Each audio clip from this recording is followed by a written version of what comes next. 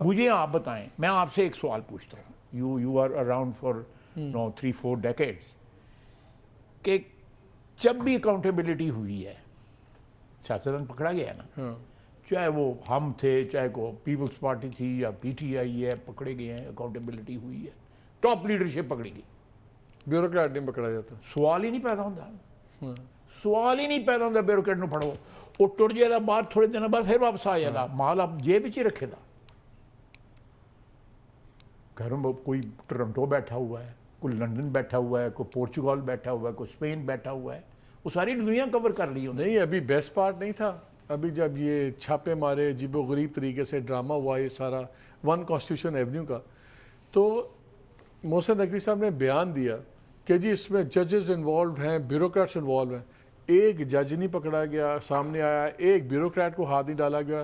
لوگ جو خرید کے بیٹھے ہوئے ان کے دروازے توڑیں، بالکل ان کو کوئی نہیں پوچھا. میں نے ابھی پرسوں شو کیا ہے جس میں یہ آپ کے سیکرٹری انڈسٹریز ہیں سیف صاحب، وہ ایک بندے کو پروٹیکٹ کر رہے ہیں جو ایکسٹریملی کرپٹ ہے، اور تمام رولز ڈیفائی ہو رہے ہیں، کوئی بات نہیں کر رہا، کوئی کچھ سر. ہم لوگ جو ہیں جب گورنمنٹ میں آتے ہیں، سیاستدان ہم گورنمنٹ میں آتے ہیں، میں بھی کرٹیسائز کرتا ہوں، اسٹیبلشمنٹ کو بھی کرتا ہوں، بیوروکریسی کو ابھی بھی کر رہا ہوں.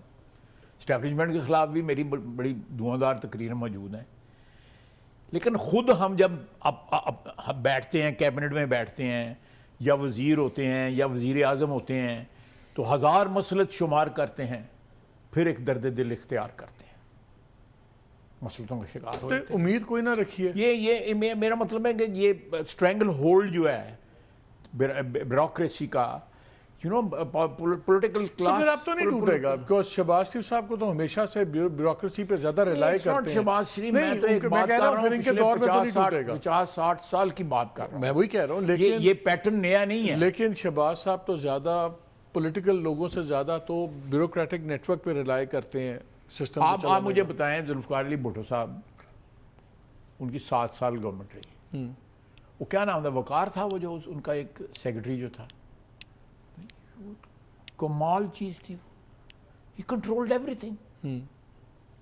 حالانکہ بھٹو صاحب نئے نہیں تھے گورنمنٹ میں، he was a very popular man اور ویری کیپبل مین. بڑا ان کا نالج تھا، ان کی نالج کی کوئی لامحدود چلیں نالج تھا. چھوڑیں، یہ تو آ جائے گا. مجھے یہ بتائیں، آج کل میں گورنمنٹ کو دیکھتا ہوں کچھ سمجھ نہیں آتی کون کیا کر رہا ہے. جو فارن منسٹر ہیں وہ بجٹ بنا رہے ہیں، وہ فنانس کی کمیٹیز ہیڈ کر رہے ہیں، چیزیں کر رہے ہیں. جو انٹیریئر منسٹر ہیں وہ فارن منسٹر کی جاب کر رہے ہیں، وہ ایران میں بیٹھے ہوئے ہیں، پہلے بھی گئے، دوبارہ بھی گئے، اب پھر بیٹھے ہوئے. ٹھیک ہے، ان کی کلوزنس ہے آرمی چیف کے ساتھ، تو اس کا فرق پڑتا ہے.